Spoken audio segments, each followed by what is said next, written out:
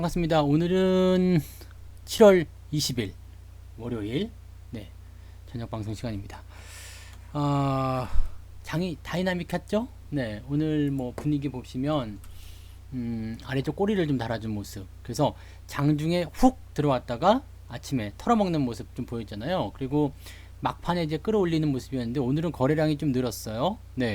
주말장보다 월요일이 거래량이 더 늘었어요. 그래서 보통은 이제 월요일 거래량이 이렇게 많이 늘지는 않거든요. 그런 부분들이 좀 있는데 실질적으로 그 거래량이 늘었다라는 부분들은 그래도 월요일 오늘의 기대감이 조금 있지 않았나 이렇게 생각을 좀 해볼 수 있겠습니다. 뭐 기대감이 좀 있다고 해서 뭐 대단히 엄청난 건 아닙니다만 그래도 나쁘지 않았다 이런 거겠죠. 요게 중요한 것 같아요. 여기 꼬리 달린 거.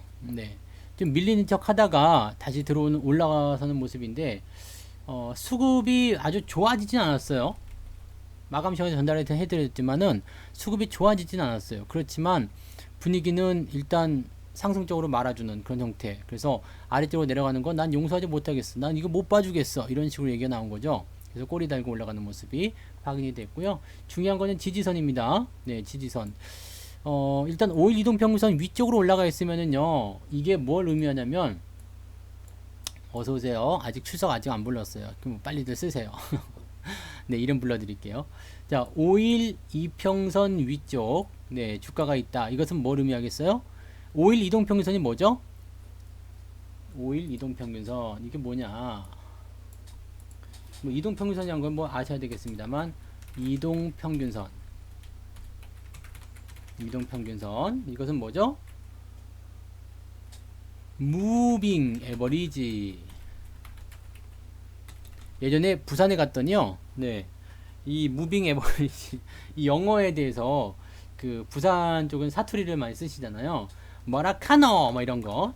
물론 제가 사투리를 잘하지 못합니다. 그렇지만 이 뭐라카노 이런 부분에 대해서 이 부산만의 억양이 있잖아요.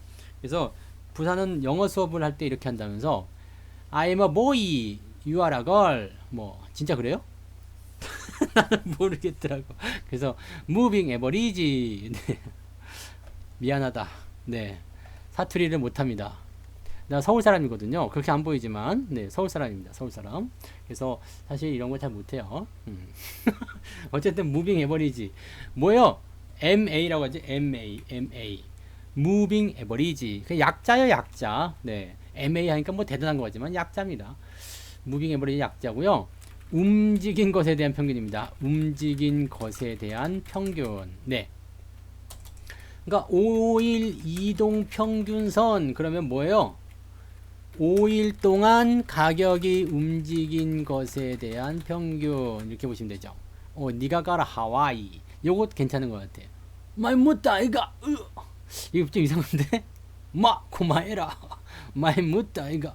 주식에서 항상 그것도 필요해요. 많이 묻다 이가. 항상 욕심내지 말고요. 어느 정도 수준에서 주가가 좀 밀릴 것 같다 싶으면 좀 팔아가지고 현금화 시켰다가 밑에서 다시 사는 그런 전략도 굉장히 필요해요. 그리고 뭐 이제 질러야 될 때 그냥 질러야 되겠지만은 어느 정도 이제 이런 변동에 대한 것들을 조금씩 생각해 보는 거 나쁘지 않을 겁니다. 자, 어쨌건 요 이동평균선이라는 것이 있는데 이 5일 이동평균선, 즉 5일 동안 가격이 움직인 것에 대한 평균. 지금 HTS에서 보여지는 부분은 뭐예요? HTS에서 보여지는 이동평균선은 뭐냐면 종가 기준 5일 이평선입니다. 종가 기준, 즉 종가를 기준으로 해서 그 평균 가격이 매겨진 거죠. 그러니까 종합주가지수의 5일째 평균 가격은 어디냐면 2193포인트. 여기는 뭐냐면 2191. 여기는 뭐냐면 2181. 여기는 뭐냐면 2178. 뭐 이런 식이에요. 그래서 5일 이동평균선이 꾸준하게 지금 상승을 하고 있는 상황이죠. 상승을 하고 있는 상황에서 지금 이 지수 자체가 그 이야기할 수 있는 부분이 뭐겠어요? 이 지수 자체가 이야기하는 거. 지금 현재 상황. 5일 이동평균선 위에 있다. 이것은 뭘 의미하냐면 최근 5일 동안 매수한 사람이 어떻다고요? 물린 사람이 없다는 얘기예요. 5일 이동평균선 위쪽에 주가가 있다면 최근 5일 동안 물린 사람이 없다. 난 물렸는데요?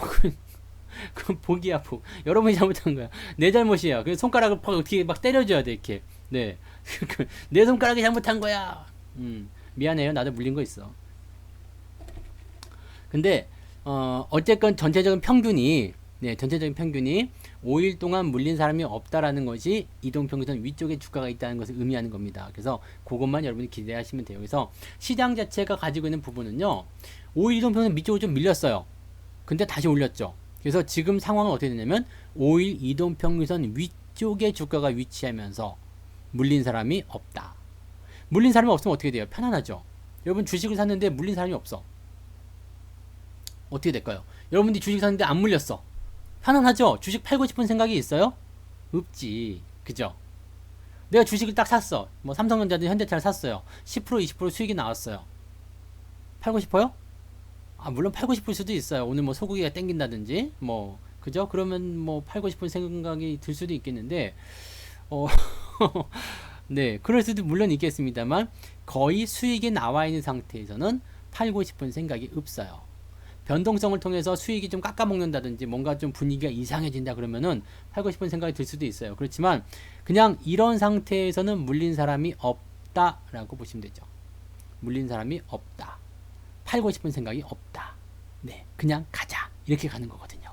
그래서 지금 시장 상황만 딱 놓고 보면 아주 간단하게 우리가 진단해 볼 수 있어요. 그래서 지금 시장이 좋습니까? 이 부분에서 어떻게 생각할 수 있어요? 그래서 지금 시장이 좋습니까? 네, 좋습니다. 무슨 근거로? 물린 사람이 없어요. 팔고 싶은 사람이 없어요. 팔겠다는 사람이 없어요. 괜찮네요. 그것이 지금 현재 시장이 가지고 있는 의미예요. 물론 5일 이동평균선보다 조금 밑으로 내려왔다고 해서 뭐 크게 부담된다거나 그러진 않습니다. 근데 일단 저런 식으로 위쪽에 주가가 위치해 있다라면 투자자들의 이런 심리는 굉장히 안정되어 있다라고 보시면 됩니다. 아시죠? 네. 자, 이제 출석을 불러보겠습니다. 네. 여러분들이 기다리던 출석. 부자 오빠님 어서오세요. 네. 초향님 반갑습니다. 류미류아님 반갑습니다. 그리고 물고기 두 마리님. 네. 물고기 두 마리. 물고기 두 마리는 무슨 의미예요, 근데? 물고기 두 마리? 박콜로드님 어서오시고요. 추세승리자님 어서오세요. 이치카님, 실크로드 1님, 백조부자님, 투자왕 도전! 네, 어서오세요. 지선화팅님, 반갑습니다. 맑은 청년님도 오셨고요. 반갑습니다. 그리고 게스트분들 계시네요. 좋습니다. 자, 유튜브 계신 분들도 한번 볼게요. 이영재님이 1등이었어요. 네, 어서오세요. 유영일님, 존님, 반갑습니다. 그리고 수삼펭귄님, 부추님, 어서오세요. 아이시어님, 아이시어님은 이거 아니야? 아이시어! 이거 아니야? 아이시어! 네. 그거 뭐지? 왠지 저분은 굉장히 애교가 많으신 분이야. 아이시어! 그만해야지. 큰일 나겠다, 이거. 방송 끌라. 나가지 마요! 네. 아무튼, 필명 아주 좋아요. 좋은 분이야. 자, 저는 이제 애교가 많은 분들 굉장히 좋아. 맞아요? 아이셔 맞아요? 그러세요? 블랙스아님, 네. 반갑습니다. 네. 맞죠? 애교가 많은 분 맞다니까. 그 봐, 아이셔. 아이가 붙으면은 왜 그런 게 있잖아요. 아잉, 뭐 이런 거. 네. 때려주고 싶은 막 그런 거 있죠? 바퀴벌레들이 많이 하는 거. 그냥. 지난번에 바닷가에 우리 아들하고 놀러 갔는데, 전부 다 그냥 저거더만. 네. 연인들이 와가지고 그냥, 뭐, 나이든 연인, 젊은 연인, 어린 연인, 그 다음에 이제 이제 결혼한 그런 사람들 그 전부 다 그냥 막 손을 붙잡고 막 그냥 부둥켜 안고 막 그래서 내가 우리 아들한테 그랬죠. 저 사람들 봐라. 정말로 부럽다. 그래서 우리 아들하고 둘이 껴안고 네 바닷가를 거닐었어요. 아이 참. 뭐 코로나 있다고 그래도 뭐 괜찮더만. 네. 글쎄 그건 잘 모르겠어요. 불륜인지 아닌지는 알 수가 없죠. 뭐 부부끼리 왔을 수도 있지 않겠어요? 네. 아니면 요즘에는 결혼을 안 하잖아. 결혼 안 해가지고 나이든 중년 솔로들도 많아요. 흑말님 어서 오세요. 네 반갑습니다. 그래서 뭐 이거를 요즘에는 이제 옛날 같으면 그랬지. 옛날에 이제 나이 든 사람들이 이렇게 둘이서 바닷가에 둘이만 있다. 그러면은 저거 뭔가 좀 수덕수덕 하는 살 수가 있는데 요즘에는 뭐 결혼하는 사람들 워낙 많아가지고요. 네, 제 친구들도 결혼하는 애들 많아요. 결혼해가지고 솔로야. 네. 뭐 연인일 수도 있겠죠? 네. 그리고 부부끼리 껴안는 사람 많아요. 왜 그래? 왜 그래요? 그런 사람들 많어. 그렇던데. 네. 좋게 바라봅시다. 세상은 아름다운 곳이에요. 네. 자, 알부디님 어서 오세요. 반갑습니다. 네. 아름다운 세상으로 이제 훈훈하게 마무리합시다. 세상은 아름다워. 살만해요. 네. 살만해요. 자, 오늘 이야기들 좀 풀어보죠. 여러분들 궁금하신 거 있으면 올려주셔도 돼요. 올려주셔도 되고요. 오늘 보면 이제 정책 테마 조금 이야기를 좀 해봐야 될 것 같아. 정책. 사실은 이제 이 정책 테마로 구분이 되면 그 분위기가 이제 뭐 뉴딜이라든지 뭐 이런 쪽 갈 수 있잖아요. 근데 사실 정책 테마는 여러분 잘 알고 계시겠지만 말 한마디에 따라서 천당과 지옥을 오락가락합니다. 네. 천당과 지옥 오락가락 하거든요. 이 SG 세계물산이라는 게 있어요. 네. 이게 오늘 급락을 했어요. 20% 급락을 했습니다. 그동안 많이 올랐었거든요. 이게 물론 아직은 수익 중이에요. 지금 SG 세계물산이 네, 아직은 수익 중입니다. 근데 이게 저 밑에서부터 기어 올라가 가지고 빵 치고 올라가서 굉장히 많은 수익이 났었거든요. 네, 수익이 많이 났었어요. 근데 이게 오늘 급락을 했죠. 급락을 한 이유가 뭐냐면 그냥 말 한마디. 딱 말 한마디예요. 이게 그린벨트 관련주 맞아요. 네, 우리 오빠님이 많이 알고 계세요. 그린벨트 관련주. 그린벨트를 풀어주겠다. 그래가지고 급등을 한 거예요. 그린벨트가 뭔지 아시죠? 네, 녹색 허리띠. 웃긴다. 녹색 허리띠랜다. 네. 그린벨트는 이제 그 개발 제한 지역이라고 봐야 되겠죠. 그래서 거기에 이제 땅을 가지고 있으면 개발을 할 수가 없기 때문에 죽은 땅이 돼요. 파는 건 가능한 것 같더라고요. 근데 개발이 안 되는 땅을 누가 살려고 하겠습니까? 그래서 그냥, 없는 셈 쳐야 되는 그런 땅이 되는 거죠. 그래서 이 그린벨트에 묶여 있는 땅들은 굉장히 싸기도 하겠지만 발전 가치가 없기 때문에 네, 거의 뭐 거래가 안 된다 이렇게 보시면 되죠. 근데 그린벨트를 해제해가지고 개발하겠다라는 어떤 정부 정책이 나올 수가 있어요. 그래서 그린벨트 안에 땅을 많이 가진 기업들 같은 경우는 어떻게 돼요? 그린벨트가 풀리게 되면 이제 개발이 되고 거래가 되기 때문에 땅값이 무지하게 뛴단 말이에요. 그러면 장부 가격이 달라져요.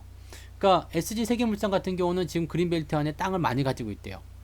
뭐 얼마나 가지고 있는지 모르겠습니다만 많이 가지고 있답니다. 그래서 가장 많이 가지고 있는 기업으로 뭐 평가를 받고 있기도 한데 어쨌든 많이 가지고 있어요.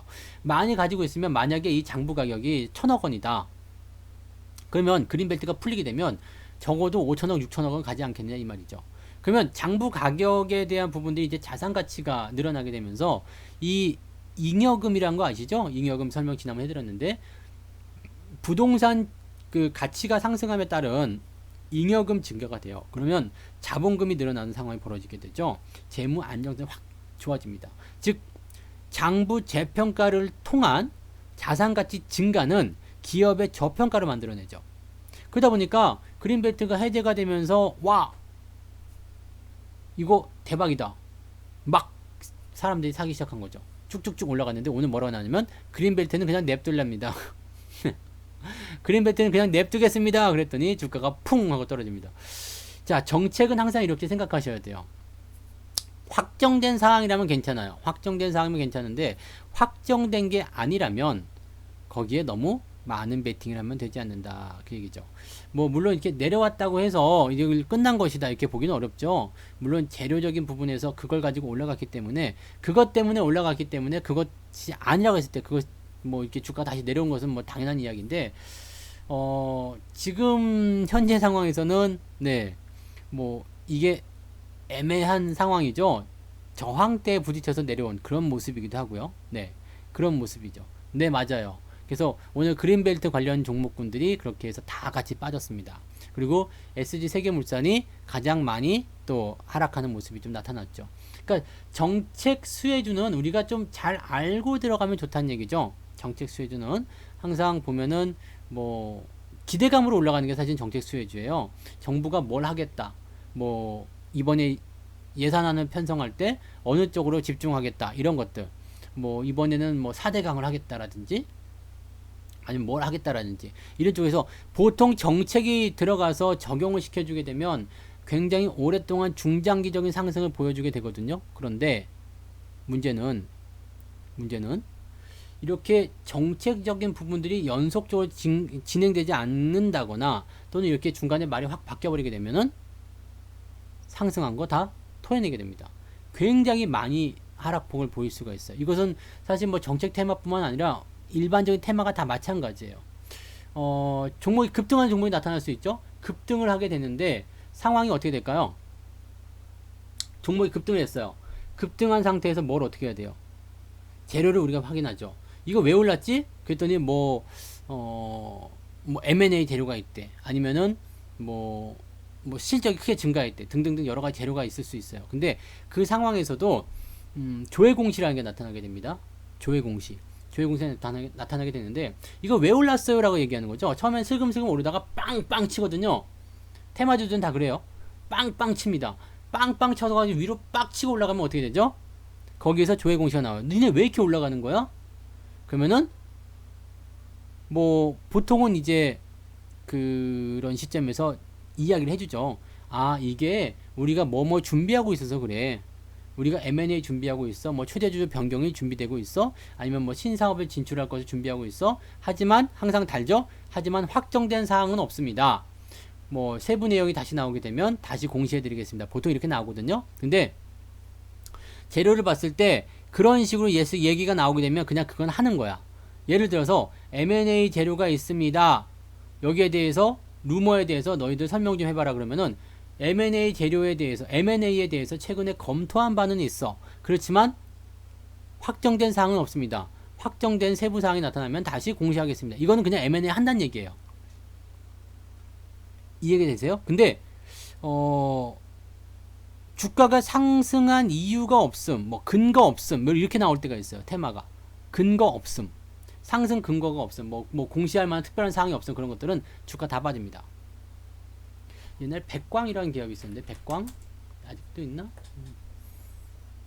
이 기업이 이렇게 급등할 때, 뭐 요 언제였던 것 같아. 이럴 때였던 것 같은데 이때였나 기억이 안 나요. 근데 요맘때쯤 보면 이게 급등을 하잖아요. 급등하다 급락하죠. 아마 2014년도 맞는가 보다. 급등 사유 없음이야. 급등 사유 없음. 급락하면은 급등 사유 없음이 떨어지거든요. 그래가지고 주가가 쭉쭉 떨어집니다. 보통 이런 포인트예요. 그래서 그때 백광인가 그랬던 것 같아 이름이. 근데 비슷하게 얘기가 일단 비슷한 모양새입니다. 그래서 요때 왜 올랐니? 근데 급등 사유 없음 주가 하락. 급등 사유 없음 주가 하락. 근데 나중에는 이제 급등 사유가 뭔가 생겼었죠. 그래가지고 주가가 그냥 너 그것 때문에 올라간 거였어 뭐 이런 얘기가 나왔었는데, 이럴 때 이제 개인들이 많이 당해요. 그냥 올라가는 거 보고서 막 따라 들어가거든요. 왜 올라가지? 그러고 따라 들어가. 네, 요것도 아마 오늘 내려간 거 보니까 네 재료가 어디 보자. 너도 맞지?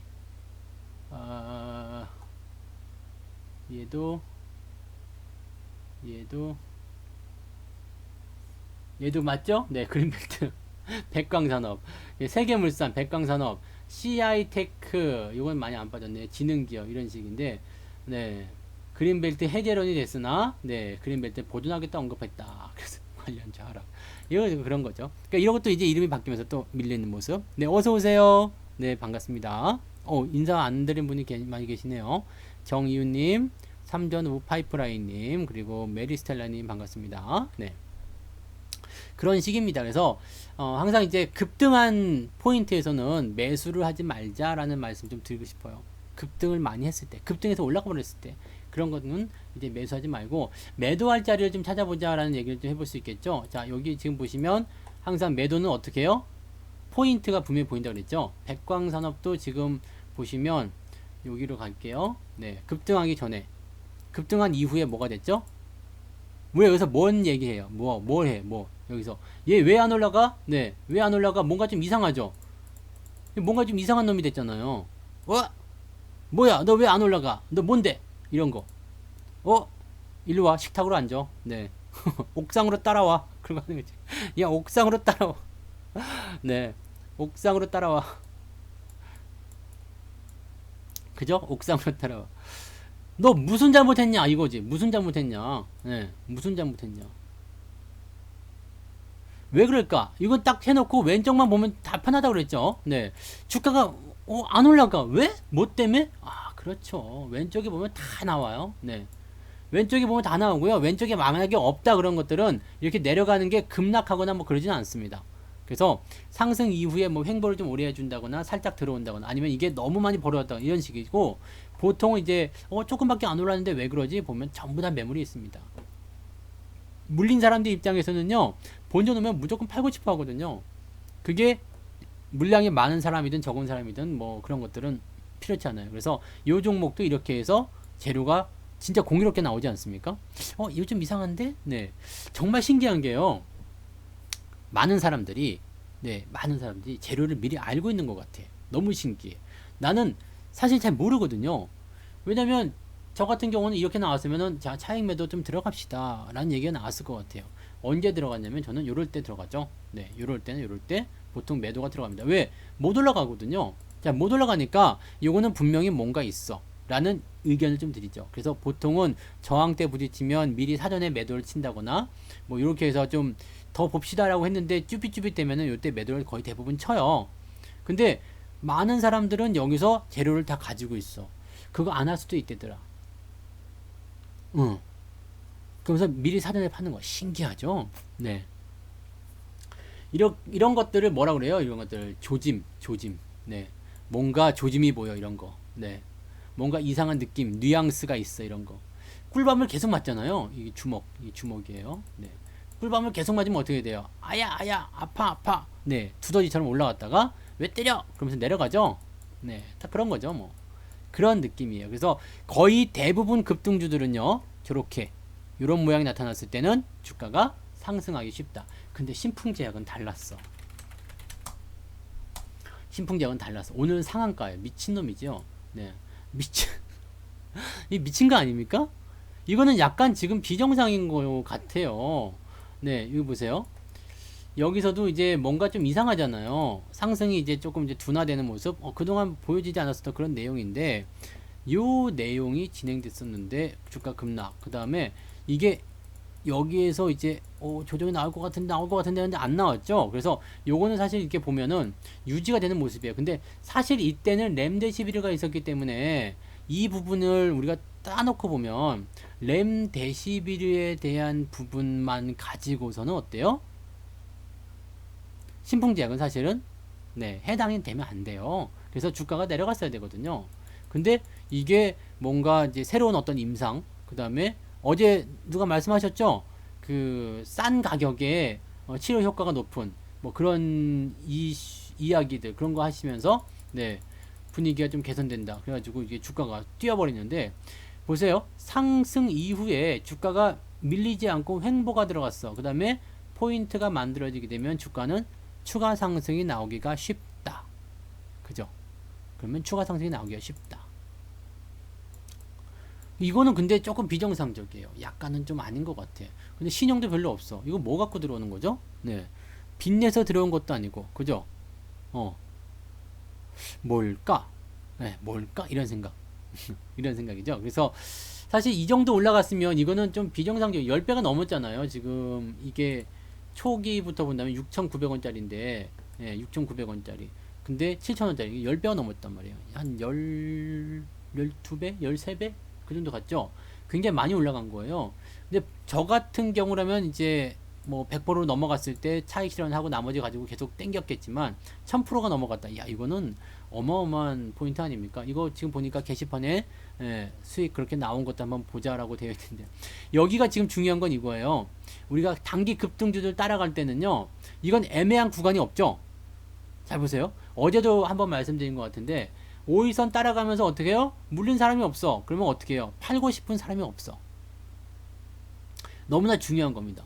팔고 싶은 사람이 없어. 그러면 조정이 없이 그냥 계속 가요.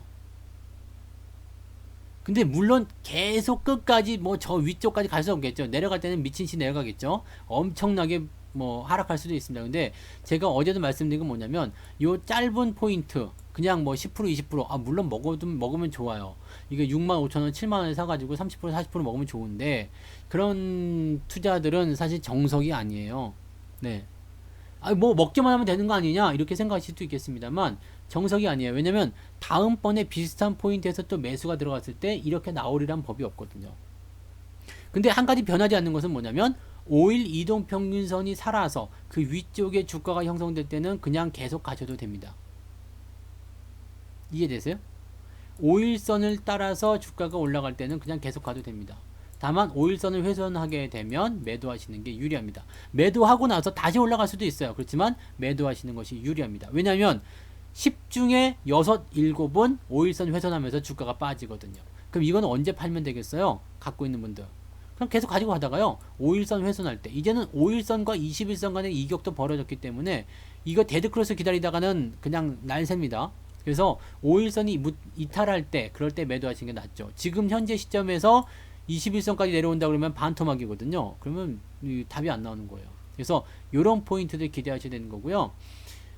그 다음에 주가를 사실 이런 것들은 매수에 대한 의견들 물어보실 때 대부분들은 네 어느 지지선 어느 저항선 이런 것들 얘기하면서 거기가 깨지면 매도합니다 라고 얘기하죠.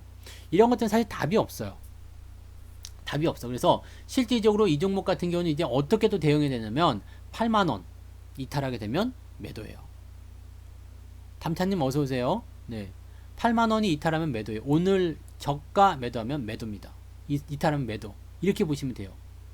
그래서 사실 요전 종목들에 대한 포인트는 뭐 여러분들 갖고 계신 분들 분명히 있을 거란 말이에요. 근데 이런 것들 같은 경우는 매매하기가 상당히 좀 어려운 그런 종목들이죠. 다만 매수는 어떻게 합니까? 라고 물어보면 매수는 권장하지 않습니다 라고 얘기하죠. 이런 자리에서 매수하는 것은 좋지 않아요. 적어도 이런 데라든지 아니면 저런 데라든지 이렇게 이것도 셀트리온처럼 이렇게 또는 신라젠처럼 그렇게 올라갈 수 있지 않을까 생각하는데요. 지금 신풍제약이 이렇게 올라가는 이유가 뭐가 있을까라는 생각 좀 해보면 글쎄 올시다라는 얘기가 나오거든요. 글쎄 올시다. 물론 치료제에 대한 부분들이 분명히 있겠지만 그렇게 되면 뭐 더 올라가야 되는 종목들 많아요. 파미셀이라든지 사실 파미셀이 많이 올라가야 되거든요. 왜냐면 얘는 렘데시비르에 대한 이야기가 있잖아요. 렘데시비르 실제적으로 수혜되는 거 아닙니까? 실제 수혜주잖아요. 얘가 지금 세계 시장의 그 원료 80%를 차지하고 있는 부분인데 얘가 올라가지. 왜냐면 렘데시비르는 지금 상용화 돼가지고 돌아다니고 있는데요.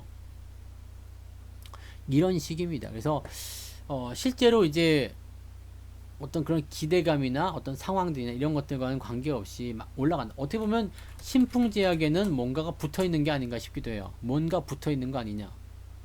그죠? 뭔가 붙어있는 거 아니냐. 뭐가 붙어있을까? 귀신 붙은 거 아니야? 귀신 붙은 거 아니야? 네. 이건 진짜 어렵다. 그죠? 오빠가 붙어있을 수 있겠다. 그죠? 오빠 달려! 해가지고, 네. 야, 근데 이거는 진짜, 이런 거는 해석이 안 되는 거잖아요. 네. 기업 분석으로 들어가든 아니면 뭘로 들어가든 해석이 안 돼. 지금 퍼 보세요. 2000이야. 네. 퍼가 2100. 2100. 이거 분석으로 얘기가 됩니까? 답이 안 나오는 거죠. 네. 다만 현재 시점에서 굉장히 많은 수의 그 투자자들이 달라붙어 가지고 바글바글 할 거예요. 바글바글 하게 되기 때문에 이 상태에서는 분명히 조만간 무언가가 나옵니다. 뭔가가 나올 때는 여러분들이 재미가 못 보실 거예요. 그래서 뭐 지금 어쨌든 갖고 계신 분들이라면 뭐 방금 전에 말씀드린 대로 5일선 기준으로 보시면 되는 거고요. 신규 매수는 어지간하면 웬만하면 하지 않으시면 좋겠다 이 생각이 좀 들어요. 그러니까 그거 조금 참고해 보시면 도움이 되실 것 같습니다. 그래서 단기 급등주도 같은 경우는 그런 식으로 보시면 되고요. 단기에 올라가는 패턴이 나오게 되면 오늘 화신 같은 경우도 그랬죠. 네. 상한가를 갔다 왔어요. 상한가 갔다 왔는데 제가 말씀드린 부분은 뭐였냐면 일단은 여기에 대한 전략을 드릴 때 첫 번째 이제 매수 포인트가 이게 여기 매수가 들어갈 때는 여기서 들어갔단 말이에요. 어디 갔니?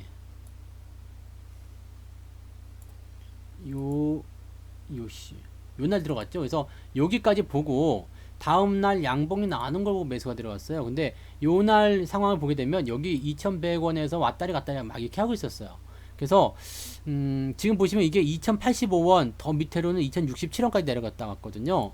그러니까 이거 제가 9시 장 시작하자마자 드렸던가 뭐 그랬을 거예요. 지난 금요일날. 그래서 2150원부터 2110원 2110원이 참 좋아 보인다라는 얘기를 했어요. 그때 2110원이 어느 자리냐면 여기에요. 여기 60일 이평선 지지되는 자리.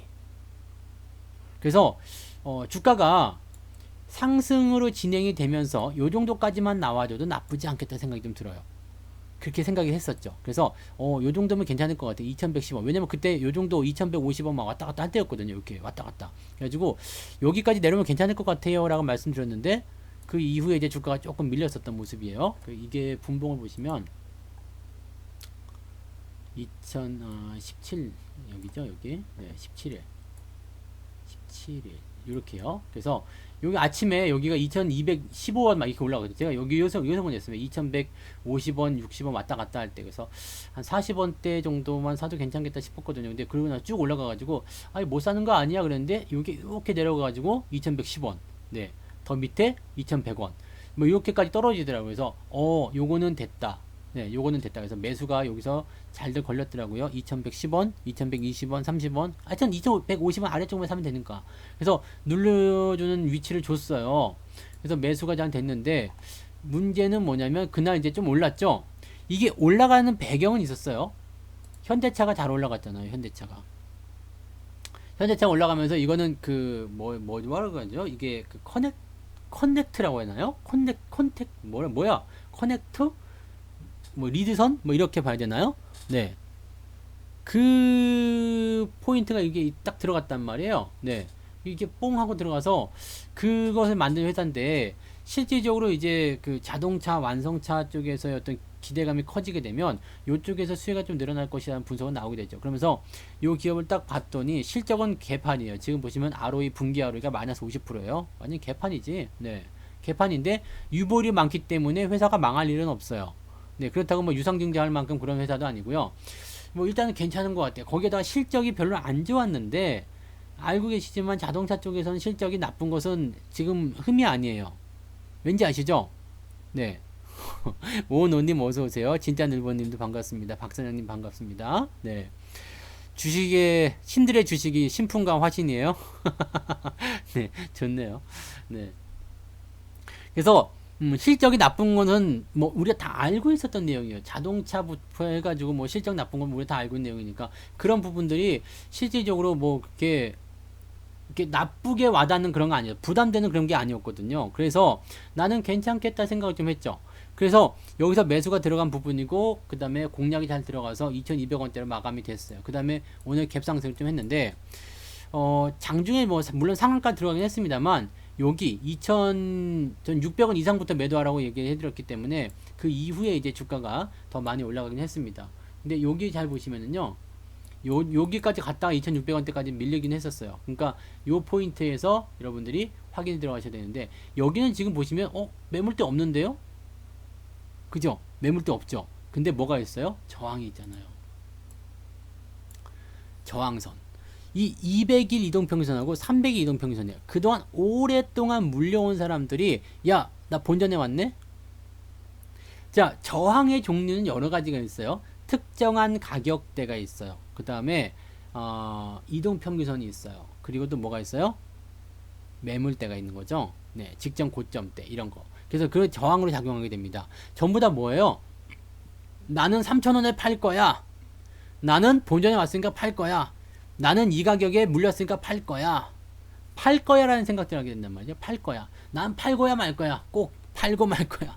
이런 생각들. 그러면 이동평균선이 가지고 있는 이 저항이라는 부분들은 굉장히 강하게 나타날 수 있거든요. 그래서 단기 급등한 종목들 같은 경우는 특히 그게 더 강해요. 왜냐면 어제까지만 해도 손실이었는데 오늘 보니까 이게 급하게 올라오면서 본전이야. 이럴 때는 여러분들이 더 사고 싶은 생각이 드실지도 모르겠습니다만 대체적으로 팔고자 하는 사람들이 많아요. 생각해보세요. 내가 어제까지만 하더라도 마이너스 30%였어요. 근데 오늘 보니까 본전 됐어. 그럼 여기서 야 이거 더 사야 되겠다. 더 보유해야 되겠다. 이렇게 생각하시는 분들은 고수라고 볼 수도 있어요. 뭔가 대단한 사람이에요. 왜냐면 일반 사람들과는 다른 생각을 하고 있거든. 마이너스 30%짜리가 본전이 오게 되면요. 어떻게 되냐면 팔아야 되겠다. 본전 왔으니까 빨리 팔아야 돼. 손실 복구됐어요. 빨리 팔아야 되겠다. 이 생각을 합니다. 왜냐면 왜 그럴까요? 왜냐하면 다시 뺏길까봐. 네. 왜냐면 시장은 자꾸 뺏어가거든요. 수익 좀 났니? 안 팔고 있었네? 그러면서 다시 뺏어가요. 그거를 한 번도 안 당해본 사람들은 잘 모르겠지만 당해본 사람 입장에서는 굉장히 피곤할 수 있죠. 그래서 저 위치가 약간의 조정 이런 부분들을 좀 만들 수 있어요. 근데 사실 이제 화신 같은 경우도 정책 테마이기 때문에 굳이 이제 단기적으로 보신 분들 같은 경우는 뭐 30%대에서 차익 실현을 하시도 괜찮은 겁니다만 어서 오세요. 네. 그럴 수도 있겠습니다만 장기적으로 보게 되면 사실 정책이잖아요. 정책이기도 하고 또 뭐 앞으로 계속 개선될 것이라는 기대감이 나올 수 있잖아요. 그러니까 그 부분을 가지고 보면 사실 이 종목도 길게 보시면 팔아먹을 이유는 없어요. 네. 그럴 이유는 없는 종목이에요. 근데 단기간에 올라간 부분에서 우리가 아깝죠. 왜냐하면 저기서 저항 분명히 맞을 것 같거든. 그 다음에 들어올 것 같거든. 그렇기 때문에 여기서 우리가 차익 실현을 좀 들어가는 거고 밑에서 또 살 수도 있는 거고요. 뭐 기분 나쁘면 안 사도 되는 거고요. 일단은 돈은 챙겼잖아. 그죠? 돈 챙겼으니까 그렇게 보시면 되는 거죠. 자, 화신이 올라간 배경에는 현대차가 있습니다. 현대차는 지난번에도 말씀드렸지만 저는 이건 안 팔 거예요. 내려간다고 하더라도 안 팔 겁니다. 네. 왜냐하면 이번에는 분명히 다르다고 그랬어요. 여러분들이 추세를 오늘 아침에도 제가 간단히 설명드렸지만 추세라는 부분들은 여러분들이 뭐 일단은 이해를 하는 것이 굉장히 중요해요. 여기서는 왜 내려갔을까? 여기서는 왜 내려갔을까? 여기서는 왜 안 파는 것일까? 생각해야 되거든요. 네. 이상하다? 왜 여기서는 안 팝니까? 네. 왜 안 팝니까? 물론 이런 포인트가 안 나왔기 때문에 안 팔 수도 있어요. 네.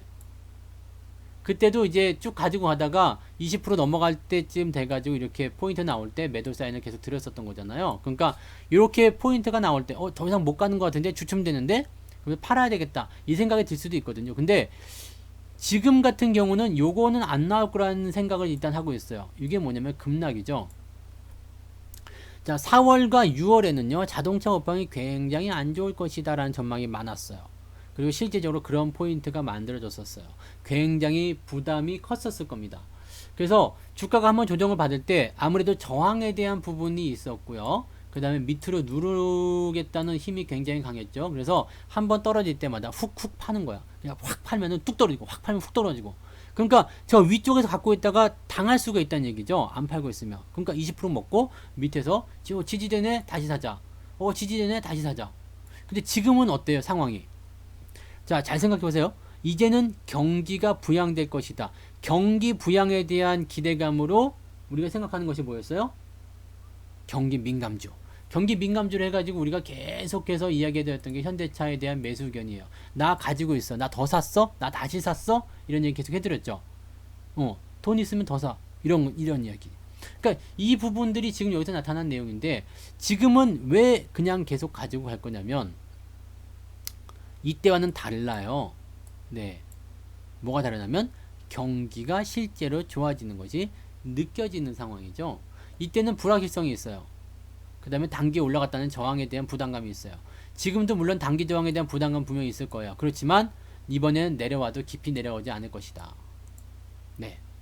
그래서 11만원대, 12만원, 11만원대, 11만 5천원대 요 사이 구간에 어떤 지지선은 만들어줄 것이다 라는 생각이 일단 있습니다. 그러면 내가 여기서 이제 학습 효과를 가지고 있었기 때문에 이렇게 밑에까지 훅 파고 들어올 때 다시 재매수를 해야 되는 생각을 갖고 있다면 이번에도 만약에 훅 파고 들어와서 10만원 근처까지 왔을 때 내가 매수해야 되겠다 이 생각을 할 수 있거든요. 근데 지금 보기에는 10만원 밑에까지 안 들어올 것 같아. 10만원 근처까지 안 올 것 같아. 그럼 어떻게 돼요? 내가 노리고 있었던 가격까지 안 오게 되면 어떻게 돼요? 못 사는 거야. 맞아요. 지금 잘못 팔았다가는 다시 살 수가 없을 수가 있어요. 차라리 지금껏 들고 있다가 밑에 오면 더 사는 게 낫어. 그냥 생각했던 거랑 다르게 밑에까지 내려왔어. 그럼 그 차라리 더 사는 게 나을 것 같아요. 그래서 지금은 일단 기존과는 다르게 상승과 하락을 반복하는 포인트가 만들어지지 않을 것 같다는 얘기죠. 그래서 조금 더 가거나 들어오더라도 횡보가 나간다거나 매도하기가 어려운 상황으로 갈 수가 있다라고 볼 수가 있다는 이야기입니다. 뭔 말인지 아시겠죠? 그래서 그 포인트를 여러분들이 생각하시면 될 것 같아요. 네. 그렇게 보시고 그 다음에 기아차도 한번 볼까요? 기아차 보는 김에 기아차 보시면 마찬가지죠. 네. 요거는 이제 조금 다르긴 하다. 근데 조금 다르긴 한데 기아차도 그냥 같이 안 팔 겁니다. 네. 요것도 이렇게, 요것도 이렇게인데 지금 기아차도 어차피 같이 움직이는 거거든요. 현대차, 기아차 같이 움직이는 거죠. 그리고 사실은 기아차가 어떻게 보면은 조금 더 빠르게 움직일 거라고 생각을 했어요. 근데 수익률은 현대차가 더 커. 웃기죠? 네, 더 커. 되게 웃기잖아요. 기아차 같은 경우는 뭐 종목이 조금 가볍잖아요. 더 작기 때문에. 그래서 상승에 나갈 수 있는 포지션은 긍정적이긴 한데, 예, 상승에 나갈 수 있는 포지션은 긍정적이긴 한데, 현대차가 아무래도 주역이다 보니까 더 많이 가버리는 거예요. 그런 상황이죠. 그래서 지금은 어떻게 보면은 형님이 주도하고 뒤에 동생들이 따라가는 그런 형태. 근데 우리가 여기서 알아야 되는 것은 재밌는 게 있어요. 현대차가, 네, 큰형님이죠. 큰형님이죠. 기아차는 넘버 2쯤 되겠어요? 넘버 2? 네. 넘버 2 되나요? 아니면 뭐 모비스나 이런 애들이 넘버 2가 되나요? 일단 완성차가 수혜를 입는 거니까 모르겠다. 누가 넘버 2가 될런지 모르겠는데 하여튼 기아차는 넘버 2라고 칩시다. 자, 이러면 완성차예요. 완성차. 완성차에서 무언가 수혜가 있다. 뭔가 수혜가 있다. 그죠? 완성차에서 뭔가 수혜가 있다.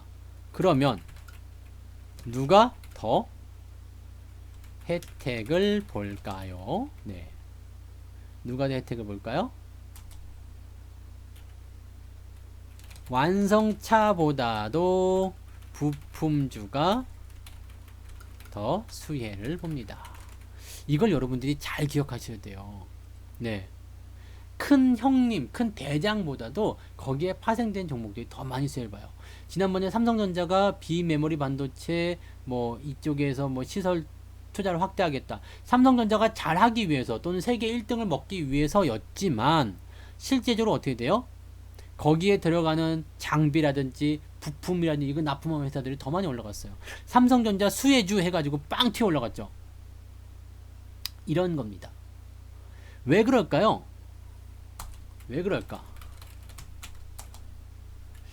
자동차를 잘 팔면 당연히 현대차에게 수혜가 되겠죠. 네.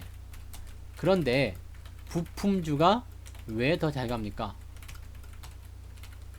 와, 시간 왜 이렇게 빨리 가니? 뭐 한 얘기도 없는 것 같은데. 네.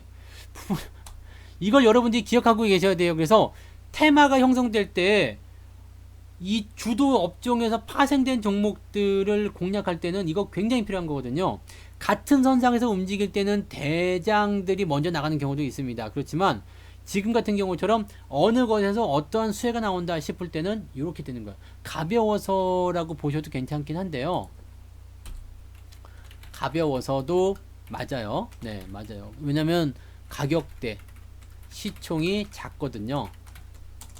하지만 다른 이유가 있어요. 뭘까요? 자, 현대차는 자동차를 한 대 팝니다. 부품주는 몇 개를 팔까요? 이게 핵심이에요. 물론 마진율이나 매출에 대한 덩어리는 달라질 수 있어요. 근데 현대차가 만약에 자동차를 한 대 팔았어요. 그러면 부품주, 내가 만약에 구동축 그 타이어 만드는 타이어 그냥 타이어 휠 회사 이거야. 휠 만드는 회사다. 아니 휠은 좀 그렇다. 휠은 좀 그렇고 기어봉을 만든다. 이거 해도 되나? 네, 기어봉을 만든다. 뭐라고 해야 되지? 엔진 부품. 네, 엔진 부품을 만든다. 네, 이렇게 봅시다. 엔진 부품만 ECU 아세요? ECU를 만든다. 만드는 회사다. 이게 그 엔진하고 연결이 돼 가지고 전자 신호를 보내주는 그 뭐라고 해야 돼요? 이거 그냥 컴퓨터라 해야 되나? 자동차에 있는 컴퓨터. 이게 보시면 되죠. 제 차도 얼마 전에 ECU가 나갔는데 다행히 보증이 돼가지고 공짜로 수리를 했어요. 그리고 아주 잘하고 있어. 이 전자로 되는 것들은 이게 좀 조작을 잘못하면은 이게 엉켜가지고 망가져 버리더라고요. 그 중간에 시동이 퐁 꺼져가지고요. 시동이 안 걸리더라고요. 그 견인돼서 데리고 갔더니 네, ECU가 나간 것 같다 그래갖고 ECU를 수리했어요. 근데 다행히도 네, 보증 기간이 남았다 그래서 공짜로 아주 좋았어. 네. 좋은 좋은 거야. 네. 어쨌든 이슈를 만드는 회사다 이거예요. 그러면 잘 보세요. 내가 자동차를 한 대 팔았어요. 그럼 이슈는 몇 개를 팔아야 될까요? 그러면 ECU는 몇 개를 팔까요? 최소한 2개입니다. 왜인지 아시죠? 왜? AS. 자, 자동차가 일단 팔렸어. 근데 가다가 망가질 수 있잖아요. 고장날 수 있거든요. 그러면 어떻게 돼요? 수리해야 되겠죠? 그럼 거기 부품이 들어가는 거예요. 자동차는 한 대 팔렸지만 부품은 2개. 만약에 자동차 가다가 꽝 하고 사고가 났어. 그럼 구동축, 뭐 휠베이스 뭐 등등 해가지고 앞에 있는 거 철판떼기 이런 거 전부 다 부품이 또 들어갈 수 있거든요. 이해되세요? 그러니까 이런 그 뭐 앞쪽에 있는 거 뭐 뭐라고 해요? 부싱이라고 그러나요? 뭐 그런 것들. 네. 사고가 났어? 그러면 팔릴 수 있다는 얘기예요. 요즘에 문짝 교환 이런 것도 많이 하잖아요. 긁고 지나가면 보험 처리 많이 하니까 문짝 교환 뭐 이런 거. 네. 유리창 깨지거나 별의별 사고가 다 있죠. 그러면 자동차라는 그 프레임은 그대로 놔둬요. 현대차는 한번 팔았어. 끝이야. 끝이라고. 팔았으니까. 자동차 뭐 부품 망가졌다고 해가지고 자동차 다시 사가는 거 아니잖아요. 만약 그렇게 된다면 현대차는 엄청나게 수혜를 많이 보겠죠. 근데 그런 거 아니죠. 한번 팔면 끝이고요. AS를 통해서 계속 사후 관리를 해줘야지 돼요. 그럼 AS에 들어가는 것은 뭐예요? 부품이지. 현대차가 부품회사에게 사드리는 겁니다. 야, 고장났으니까 하나 갖고 와봐. 그렇죠. 자, 그럼 여기서 생각이 듭니다. A 그거 부품 얼마나 한다고. 네. 이런 생각 분명히 하실 수 있어요. 에이, 그거 부품 얼마나 한다고요? 에이, 뭐 자동차 한 대 파는 게 훨씬 많이 남지. 맞아요. 자동차 하나 파는 것이 훨씬 많이 남아요. 네. 그런데 현대차와 부품주는 크기에서 차이가 나죠. 네. 40조 원 회사가 자동차 5천만 원짜리 하나 팔았다. 그 다음에 1000억 원 회사가 부품 30만 원짜리 하나 팔았다. 계산해 볼까요? 어떤 게 더 셀까요? 1000억 원이 40조가 되려면 40배가 늘어야 되겠죠? 30만 원짜리 40배가 되면 3, 4, 12, 1200 얼마가 되는 거야? 1200만 원? 이렇게 되면 안 되는 건가? 아, 2개지. 2개 팔았다. 2개 팔았어. 네. 그다음에 부품을 이걸 좀 더 가격 올려야 되겠어. 네. 100만 원짜리. 이렇게 해야 되나? 아니, 좀 그런가? 네. 30만 원짜리로 이렇게 해서 뭐 이럴 수 있어요. 그러니까 아니지. 40조 원이면 400배 아니야? 그죠? 맞나? 10배면 4조잖아. 40배 맞구나. 40배. 그럼 30만원짜리가 40배면은 10배면 300만원. 1200만원. 1200만원 맞는 것 같다. 그죠? 1200만원 2개 팔면 2400만원. 뭐 이렇게. 400배요? 10배면 4조인데? 그렇구나. 400배네. 그런 거야? 나 왜 계산이 안 돼요? 400배나 돼? 차이가 이렇게 많이 나는 거야? 그렇군요. 그럼 400 하면은 이게 1억 2천이네요? 네. 숫자 저거 정말 약해요. 계산이 너무 안 돼. 계산이 너무 안 돼. 이게 계산한다 그러면, 네. 계산기, 저는 항상 이렇게 계산을 꺼내거든요. 계산이 안 돼. 그래서 하여튼 400배 맞아요? 400배. 그러면 이렇게 생각해보면 30만원짜리를 400을 곱하게 되면 1200만원이에요. 아니지. 어떻게 되는 거예요? 1억 2천이 됩니까? 맞죠? 30만원 곱하기 400 하면 계산해보세요. 1억 2천. 근데 2개 팔았으니까 2억 4천. 자, 5천만원짜리 하나랑 2억 4천 타고의 이 차이가 생기는 거죠. 그러니까 같은 규모라고 보게 됐을 경우에는 부품주가 훨씬 더 많이 이득을 보는 거예요. 근데 이제 규모가 차이가 나다 보니까 이게 답이 안 나오는 거긴 하죠. 그러니까 큰 회사는 많이 버는 것 같지만 실제로는 이 덩치에 비해서는 그렇게 그 규모가 크지 않아요. 근데 부품 회사 같은 경우는 30만 원짜리 두 개 팔아버려. 그러면은 실제로 저것이 만약에 같은 규모로 생각했을 경우에는 1억 2천, 2억 4천의 그런 규모를 갖게 되는 겁니다. 그래서 이 부분을 여러분들이 이해하시면 아 부품주가 왜 더 잘 가는 거구나 이 생각 드실 거예요. 자 삼성전자로 치면 더 엄청나죠. 삼성전자가 만약에 모듈을 하나 만들었어. 이 뭐 중계기 모듈 우리 뭐 5G 이런 건 한다면서요. 그래서 중계기 모듈 하나 만들었어. 중계기 모듈이 뭐 500만 원이다. 네. 400조가 다 돼가는 회사인데 지금 삼성전자 몇 조예요? 300조대죠 아직. 삼성전자 320조 320조짜리 회사가 뭐 모듈을 그냥 1000만원 씁시다. 1000만원. 네. 320조짜리 회사가 모듈을 1000만원짜리 만들었어. 네. 그래서 팔아요. 간에 기별도 안 갔겠죠. 네, 간에 기별도 안 갈 거예요. 근데 회사가 만약에 1조원짜리야. 1조짜리 회사가 모듈 부품을 30만원짜리 두 개 팔았어요. 그러면 어떻게 돼요? 답이 뭐 이거 벌써 게임이 끝난 거 아니겠습니까? 그죠? 1조가 320배 320배면은 네 게임 끝난 거죠. 뭐 30만원에 320배면 계산이 안 되지만 네 어마어마할 거 아닙니까?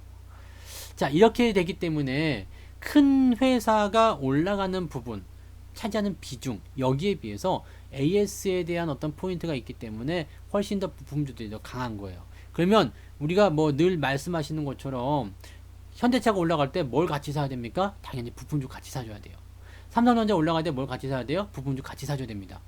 삼성전자가 올라갈 때는 올라가는 것에 대한 배경이 있어요. 현대차가 올라갈 때는 올라가는 배경이 있겠죠. 이거 말고도 뭐 2차전지 관련한 종목들 삼성 SDI나 또는 LG화학 이런 종목군들이 많이 올라갔다. 그러면 여기서 뭘 봐야 돼요? 2차전지 배터리를 만드는 회사지만 여기서 뭘 생각해야 돼요? 배터리를 만들 때 뭘 해야 됩니까? 전해액도 들어가야 되죠. 그 다음에 전극도 들어가야 되죠. 뭐 여러 가지 부분 들어갈 거 아니에요. 그럼 그런 회사들이 훨씬 더 많이 오를 수밖에 없다는 얘기죠. 왜 이것도 AS 해야 되겠죠? 네. 부품은 항상 더 많은 수주를 하게 됩니다. 그래서 이 규모에 비해서 더 많은 수혜를 받게 되기 때문에 여러분들이 그 이런 대장들이 올라갈 때 정책이든 아니면 어떤 이슈든 이런 것들을 가지고서 대장이 올라갈 때는 그것과 파생되는 종목들을 같이 보시는 게 좋아요. 그래서 항상 종목을 매수할 때 현대차가 갑니다 그러면 부품주도 스탠바이 하고 있어야 되는 거야. 삼성전자 갑니다 그러면 부품주 스탠바이 하고 있어야 돼요. 모바일 쪽 잘 팔립니다 그러면 모바일 쪽 부품주 스탠바이 하고 있어야 되는 거예요. 삼성전자가 모바일 잘 팔렸어요. 세계 1등 먹었어요. 그러면 삼성전자도 주가가 올라갈 거예요. 실적 좋아졌어요. 올라갈 겁니다. 그런데 그것과 같이 파생돼서 보셔야 된다는 이야기죠. 그래서 전자 부품, 기기 이런 쪽의 종목군들이 괜찮게 움직일 것이다라는 것도 우리가 생각해야 돼요. 자동차 부품, 전자 부품, 기기, 장비, 검사 장비 등등등 이런 것들이 다 테마를 엮이는 거예요. 경기 민감주에 속합니다. 그래서 지금 보면 IT 제품 쪽에서의 기대감, 부품주들 보니까 좀 괜찮은 것도 좀 있던데, 네, 뭐 지금 뭐 다 말씀드리기 좀 시간이 너무 없어서 그렇게 한데 부품주 쪽에서도 괜찮은 것들 분명히 있었어요. 그 다음에 자동차 부품 쪽에서도 괜찮은 거 있었어요. 그러니까 그런 것들 이제 덜 올라온 것들 있잖아요. 그런 것들 위주로 보시면 얘 현대차가 계속해서 움직인다거나 좋아진다거나 이런 상황이 가게 되면 다 그쪽으로 퍼지게 돼요. 뭐 여기서 현대차를 굳이 안 사고요. 네, 현대위아도 제가 매수해서 네 괜찮죠 지금. 네 수익 잘 나고 있어요. 현대위아, 네 글로비스가 이제 사실 이게 저거잖아. 네 현대차의 저 뭐라고 그래요? 새끼라고 봐야 되죠. 새끼. 아 이거 5만 원대부터 키워가지고요. 네 이거를 내가 그때 여기서 이걸 알았거든. 네 5만 원 안 됐을 때 이때 알았는데 요거를 그때 이제 현대차에서 얘가 저거 아닙니까? 그 가족 회사죠? 네, 그래가지고 요쪽으로 이제 몰아주기를 할 것이다. 요거 무조건 키운다. 근데 요걸 못 샀어 그때. 물론 증권사에 있었기 때문에 못 산 것도 있었겠지만, 네, 못 산 게 너무 한이 됐어요. 근데 그 이후에 이제 뭐 몰아주기니 어쩌니 그런 얘기 나오면서 주가 하락세 보이고 있는데 지금 다시 움직이죠. 그러니까 요런 새끼들 이런 것들 보면 괜찮은 거예요. 모비스도 마찬가지예요. 모비스. 그 그다음에 현대 위아도 그랬고요. 네. 이런 부품주들 잘 보세요. 이런 부품주들도 나쁘지 않다는 이야기죠. 그래서 요런 포지션들을 가지고서는 괜찮은 것 같아요. 만도, 네. 만도. 어제 한번 보여드렸던 것 같아요. 근데 뭐 저는 생뚱맞은 거 있죠. 현대차랑 관계없는 거. 그런 것들은 안 올라갈 거예요. 그러니까 그렇게 보시고 자동차 부품 섹터는 어쨌든 간에 지금 바닥을 통과하는 입장이기 때문에 꼭 그렇지 않다고 하더라도 잘 올라갈 겁니다. 그래서 그런 식으로 봐주시면 좋지 않을까라는 생각을 좀 해봅니다. 맞아요. 현대제철 이런 것들 네. 자, 올라갈 수밖에 없는 구조를 가지고 있죠. 그러니까 여러분들이 종목을 접근할 때는 이런 식으로 조금만 넓게 보시면 돼요. 약간만 눈을 돌리시면 되거든요. 현대차 그래 좀 여기서 파생된 건 뭐야? 뭐 때문에 그러는데 현대차만의 어떤 이슈가 있으면 괜찮아요. 그러면 전혀 상관없거든요. 현대차만의 이슈 뭐 엘리엇이 들어가지고 주가를 뭐 끌어올려야 되겠다라는 이런 식의 어떤 자체적인 상황이면 부품주랑 관계가 없죠. 근데 지금처럼 경기가 좋아지는 것, 어떤 정책적인 수혜주 해가지고 기업의 어떤 상황 자체가 좋아질 것이다. 그러면 부품주 무조건 들어갑니다. 그러니까 이런 것들은 주워 먹을 수 있는 것들이죠. 물론 이제 저 같은 경우도 많은 부분들을 여러분에 다 이야기해드리진 않았겠습니다만 이런 것들 다 주워 먹는 거예요. 그러니까 여러분들이 하나의 덩어리를 가지고 공략할 때 현대차 공략했어. 그러면 파생된 것들까지 쫘라락 매수하게 되면 동반적 상승했다가 훅 빠져나올 수 있는 거죠. 업종 몰빵이 될 수도 있긴 한데 그래도 네 기회가 생기면 그렇게 해보시는 것도 나쁘지 않아요. 그래서 종목을 분석할 때는 그런 쪽으로 들어가시면 괜찮다. 네. 이해되시죠? 네. 오늘 여기까지 할 겁니다. 네, 시간이, 뭔 얘기를 했는데 이렇게 시간이 금방 갔니? 네, 그래서, 오늘은 이제 급등주들을 바라보는 어떤 시각, 그 다음에 테마가 형성될 때, 어떤 정책이 형성될 때, 옆으로 파생되는 종목들에 대한 그런 시각들, 이런 것들 이야기 좀 했어요. 그러니까 요즘에는, 네, 뭐 좋은 종목들 굉장히 많을 거예요. 그래서 그런 종목들 여러분들 잘 한번 공략하셔서 수익을 좀 많이 내셨으면 좋겠습니다. 네. 정신만 바짝 차리면 돼요. 네. 녹화는 여기까지 하겠습니다.